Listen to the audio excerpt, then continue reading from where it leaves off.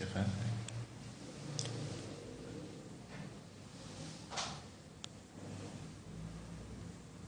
Tem alguém que entrou já. Aí.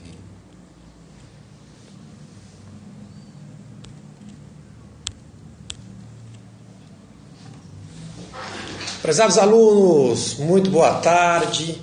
Estamos aqui hoje fazendo então essa nossa primeira aula de revisão, segunda fase, exame da Ordem dos Advogados do Brasil, exame 20, aí vamos com tudo rumo à nossa aprovação, turma. Tô vendo aí que a galera tá entrando, vamos chegando todo mundo, vamos compartilhar aí que já começamos aí ao vivo. E vão mandando as mensagens aí, eventuais dúvidas, que tudo vai dar certo para todos nós, eu tenho certeza. Então vamos lá. Hoje nós vamos começar, turma, fazendo uma revisão aí dessas primeiras peças da segunda fase da OAB.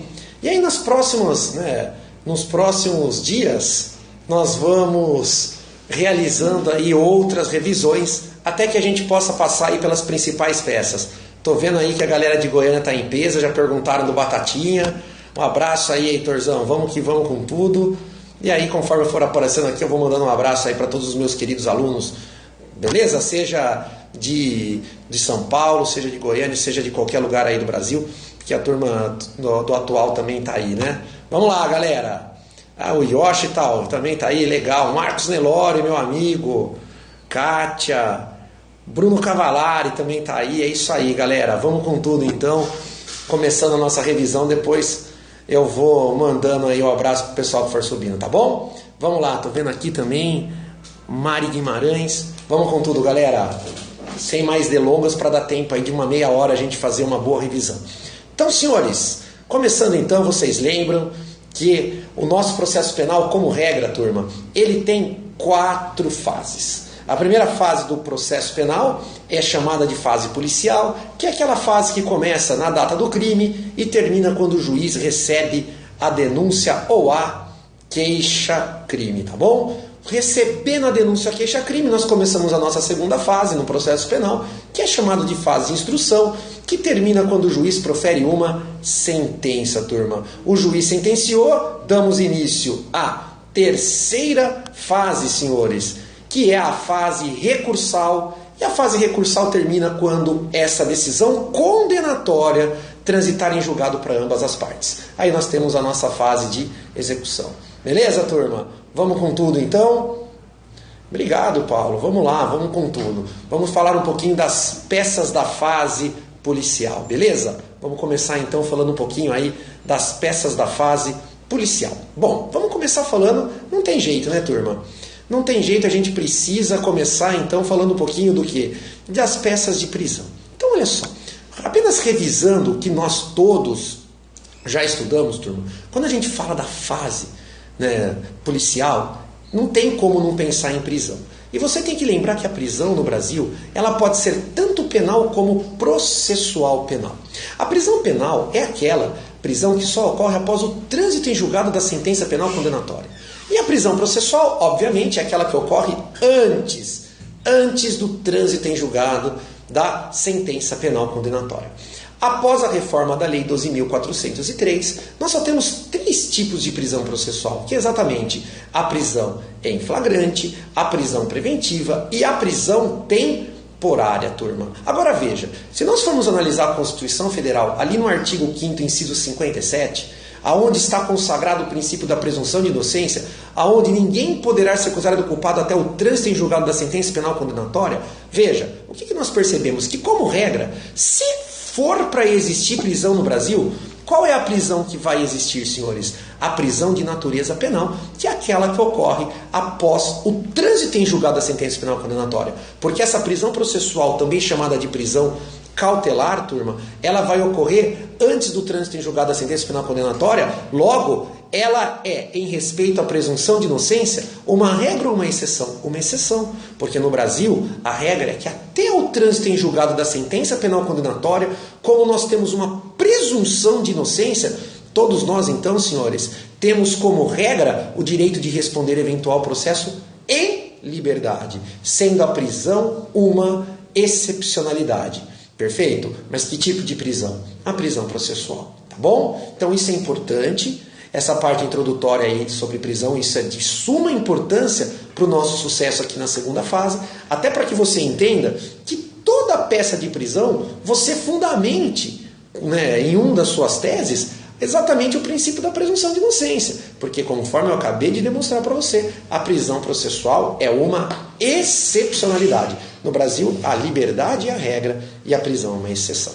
Mas quando a gente fala de prisão processual, então, que é o tema da nossa aula de hoje, da nossa primeira aula de revisão aqui no Periscope, o que a gente tem que lembrar, turma? Nós temos que lembrar que a prisão processual, olha só, após a reforma da Lei 12.403, ela é flagrante, preventiva e temporária. Perfeito? Flagrante, preventiva e temporária. Olha só, a prisão em flagrante e a prisão preventiva, elas estão dentro do Código de Processo Penal. O que você tem que lembrar na prova da OAB para ter sucesso é que a segunda fase você pode consultar, turma, o vade-mecum. E você podendo consultar o código, consultar o vade-mecum, você tem que entender uma coisa, que você só vai ter dificuldade se você não tiver humildade para procurar os artigos corretos. E aí que vem o detalhe, olha como é importante você treinar, você conhecer o vade-mecum, porque se cair prisão temporária, você não vai procurar dentro do Código de Processo Penal. A prisão temporária, ela está lá na Lei 7.960 de 89. Então você tem que ter a humildade, a frieza de abrir o código, abrir a lei, para responder qualquer tipo de indagação ou resolver uma peça de prisão temporária. Tá bom, galera? Estamos juntos até aqui, sem nenhum tipo de problema. Mas vamos lá, vamos começar com a prisão em flagrante. A prisão em flagrante é aquela prisão que, como regra, acontece no calor dos fatos, turma. A prisão em flagrante é aquela prisão que tem como definição, como hipóteses legais, o artigo 302 do Código de Processo Penal, que fala que o réu só pode ser preso em flagrante quando ele é surpreendido praticando o crime ou quando acabou de cometer, quando, senhores, ele é perseguido logo após pela vítima, por testemunha, por policiais, né, logo após o delito, ou quando ele é encontrado logo depois com armas, objetos, instrumentos, papéis que o façam presumir o autor da infração. Fora essas hipóteses de flagrante legal, nós ainda temos uma previsão de flagrante retardado, ou diferido, turma, ou postergado, tanto na Lei de Drogas, que é a Lei 11.343 de 2006, como na Lei de Organização Criminosa, que é a Lei 12.850 de 2013. Ainda a doutrina aponta como possibilidade de flagrante ilícito o flagrante esperado, que é aquele flagrante que a polícia não tem absolutamente nada a ver com a prática do crime. A polícia simplesmente recebe uma informação e vai fazer essa averiguação de se que essa denúncia é ou não é o que, doutores? Verídica, moral da história, galera. Veja, o flagrante esperado ele é lícito porque, na verdade, ele configura o flagrante próprio. Agora, professor, para que a gente possa fazer a nossa primeira peça da OAB, o flagrante tem que ser ilegal. Pois é verdade. Por quê? A nossa primeira peça é exatamente o relaxamento da prisão. E o relaxamento da prisão está ali, fundamentado no artigo 5º, inciso 65 da Constituição Federal, senhores. O que o artigo 5º, inciso 65 da Constituição Federal nos fala? Ele nos fala que toda prisão ilegal será imediatamente relaxada pela autoridade judiciária competente. Ora bolas, se toda prisão ilegal vai ser relaxada, o que significa? Que se a prisão for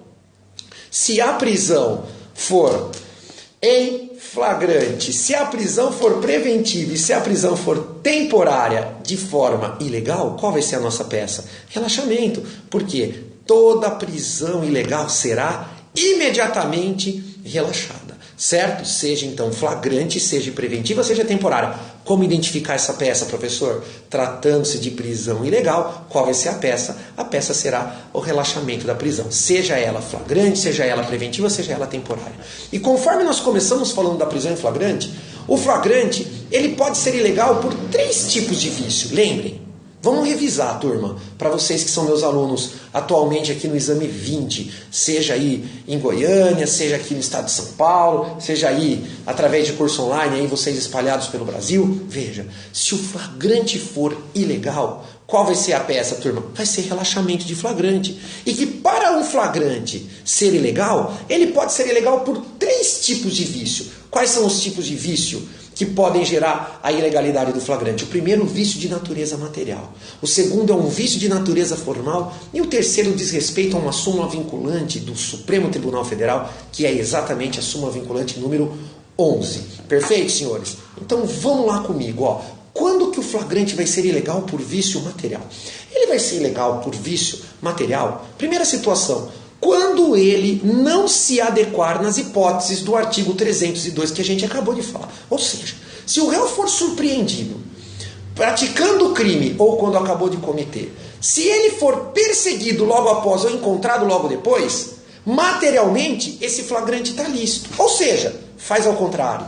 Se ele for surpreendido fora das hipóteses do artigo 302, ele será ilícito, porque nós estamos diante de um vício de natureza material, turma.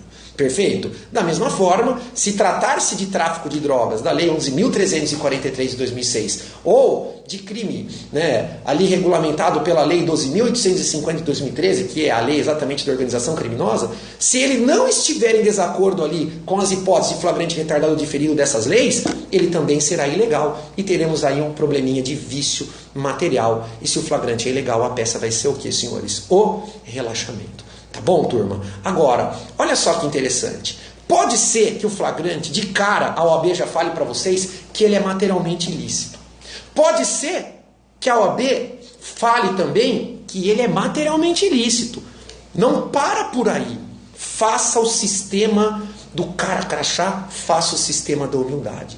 Seja o flagrante materialmente lícito ou não, materialmente ilícito ou não, após você verificar se ele se enquadra ou não no 302, lembrem de verificar as formalidades do flagrante. Mas antes de a gente analisar as formalidades do flagrante, veja só, não se esqueçam também de outros 2 flagrantes doutrinários importantes para a prova da OAB, que são espécies, hipóteses de flagrante doutrinários ilegais e ilícitos. Veja, os alunos costumam confundir muito o flagrante esperado com o flagrante o quê, doutores? Com o flagrante preparado, turma. Então veja só, o flagrante esperado, senhores, o flagrante esperado, eu já falei, ele é lícito. Por que ele é lícito?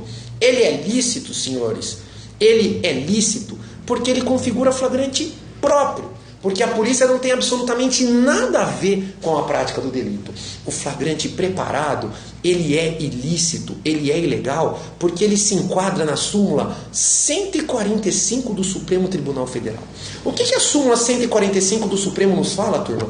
Ela fala o seguinte, que quando a polícia coloca o réu na situação de flagrante, não há nem tentativa, o crime é impossível. Então, quando a polícia, de forma proposital, de forma maliciosa, coloca o réu em situação de flagrante, o Supremo já entendeu que esse flagrante configura crime impossível, então ele tem que ser relaxado, ele é ilícito, senhores, porque não há nenhum tipo de possibilidade do réu praticar o delito. Então ele também vai ser relaxado. O preparado, ele é ilícito. E o forjado é o mais nojento de todos, porque o forjado é aquele que o réu sequer vai na cena do crime. O forjado é aquele que colocam provas falsas nele, e obviamente ele também é ilícito, senhores. Muito bem, Paulo, é isso aí, a súmula 145 do STF, mais o artigo 17 aí do Código Penal, que fala do crime impossível. Perfeito, turma? Agora, seja o flagrante ilícito ou não, nós precisamos ver também se as formalidades do flagrante, porque às vezes pode ser que o flagrante seja materialmente lícito, porém ele vai ser relaxado por um vício o quê? De forma, porque ele é formalmente ilegal, formalmente ilícito. E aonde você tem que conferir as formalidades do flagrante? Nós precisamos conferir as formalidades do flagrante nos artigos 303 a 309 do Código de Processo Penal. Então toma nota. As formalidades do flagrante estão no 303 até o 309 do Código de Processo Penal, bem como no artigo 5º, inciso 61 a 64 da Constituição Federal. Artigo 5º, inciso 61 a 64 da Constituição Federal. Moral da história. Veja, leiam as formalidades. Se a prova deixar claro que o delegado, na hora de elaborar o auto de prisão em flagrante, acabou atingindo essas formalidades, mesmo que ele seja materialmente ilícito, a peça vai ser relaxamento. Porque agora nós estamos diante de um vício formal do flagrante. Lembra?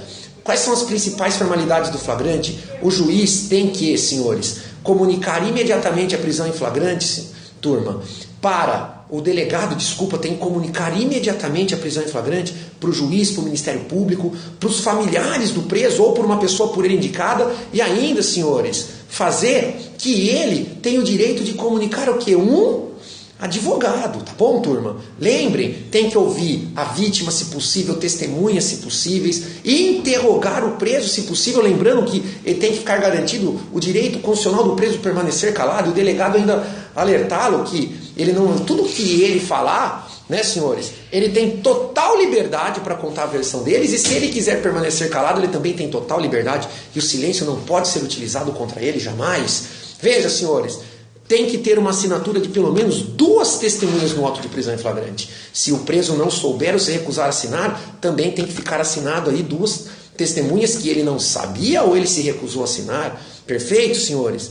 Lembrem que se for um advogado preso em flagrante por crime inafiançável no exercício da profissão, o delegado só pode lavar o flagrante aonde, senhores? Quando chegar o membro da OAB. Caso contrário, ele não pode lavrar um flagrante. Lembra que advogado no exercício da profissão por crime afiançável não pode ser preso em flagrante. Lembrem ainda que fora da profissão o advogado pode ser preso em flagrante tanto por crime afiançável como por crime inafiançável, turma. Perfeito? A única coisa é que aqui a OAB tem que ser comunicada, o delegado não precisa esperar a chegada, né, do membro da OAB. Perfeito? Tranquilo? E lembrem que em 24 horas da prisão, o delegado tem que remeter uma cópia, senhores, ao juiz, uma cópia do flagrante para o juiz. E se o preso não tiver advogado ou disser que não tem condição de contratar um advogado nessas mesmas 24 horas, uma cópia também para a Defensoria Pública. E conforme o meu aluno Paulo aqui está dizendo, com muita propriedade, além de tudo, 24 horas, senhores, tem que ser entregue uma nota de culpa, 24 horas da prisão, uma nota de culpa, doutores, para o preso. Tá bom, senhores? Veja, então não adianta. Primeiro a gente vê se o flagrante tem vício de natureza material e depois nós vemos se o flagrante tem vício de natureza formal, turma. E por último, veja se não vai cair a súmula vinculante número 11 do STF, que fala da utilização de algemas. Se no momento da prisão em flagrante o réu foi algemado, lembra, senhores, se no momento da prisão o réu foi algemado, veja, essa utilização de algemas tem que estar justificada por escrito de acordo com a súmula vinculante número 11, sob pena aí de acabar causando também a nulidade da prisão, turma. Tá bom, galera? Tamo junto até aqui? Perfeito? Quais são os fundamentos jurídicos da peça relaxamento de prisão em flagrante? Fundamento jurídico, doutores, é o artigo 5º, inciso 65 da Constituição Federal, combinado com o artigo 310, inciso 1 do Código de Processo Penal, tá bom? Veja, doutores, pequem pelo excesso, fundamentem a peça dos senhores, tanto no artigo 5º, 65 da Constituição Federal, como também no artigo 310, inciso 1 do Código de Processo Penal. Lembrando que aqui o pedido é muito simples. Veja, é relaxamento da prisão em flagrante, pedindo acumulação ainda do que, senhores? Da expedição do alvará de soltura. Lembrem, turma, até a defesa preliminar, por precaução, nós vamos pedir para que o juiz, antes de decidir, ele ouça o Ministério Público, turma, tá bom? Até a defesa preliminar, antes da defesa preliminar, nós vamos pedir que o juiz, antes de decidir, ouça o Ministério Público, isso por um excesso de zelo. E lembrem também que em qualquer peça de prisão processual, doutores, vamos lá, qualquer peça de prisão processual, busquem sempre verificar o decreto 678 de 92, que é exatamente a Convenção Interamericana de Direitos Humanos, que é exatamente, doutores, o Pacto de São José da Costa Rica. Tá bom, turma? Então é isso aí, ó. Hoje nós demos uma revisada rápida na prisão em flagrante. Nos próximos dias, turma, a partir de segunda-feira, todo dia nós vamos fazer uma transmissão. Fiquem tranquilos aí que eu sempre vou deixar aqui no Twitter o horário da transmissão. Pode ser que às vezes, dependendo da minha agenda, como professor e também como advogado nas horas vagas, vocês sabem. Veja, eu vou sempre deixando aqui os horários das transmissões, que podem ser tanto né, de manhã, como à tarde, como à noite, eu vou deixando, e aí vamos acompanhando, esses vídeos vão ficar gravados aí, vamos fazer uma revisão até o dia 18 de setembro de todas essas peças aí processuais, os temas mais importantes. E eu pretendo também que, se der tempo, dia 18 de setembro, a gente faça aqui um dia somente de resolução de questões, tá bom, turma? Então tô mandando aqui, ó, um abraço para vocês que está subindo aqui agora para a gente fechar nossa aula de hoje. Um abraço aí pro Batatinha, apagou aqui, turma, tô vendo aí que o Yoshi tá aí, o Marlon, certo? O Paulo, o Thiago, a Enedi, desculpa se eu processei aí, o meu amigo Nestor que tá aí, porra Nestor, não acredito que você tá aí, a Clariane, quem mais, turma, que tá aí? A Dani, e aí vai, turma, se eu esqueci aí de alguém, não fiquem tristes, fiquem tranquilos, ó, qualquer dúvida ou sugestão, mandem lá pro meu e-mail, vou deixar aqui o meu e-mail, contato@professortiagoperes.com.br, contato@professortiagoperes.com.br. Mandem aí as sugestões de temas para as próximas aulas, eventuais dúvidas, que a gente tá junto, turma. Ou você pode me encontrar lá no meu site também, professortiagoperes.com.br, certo? Ou me procura aí no Twitter, que a gente tá juntão também, turma, beleza? Sempre junto, sempre acreditando na certeza do seu sucesso. Fiquem com Deus e até a próxima, galera. Tchau!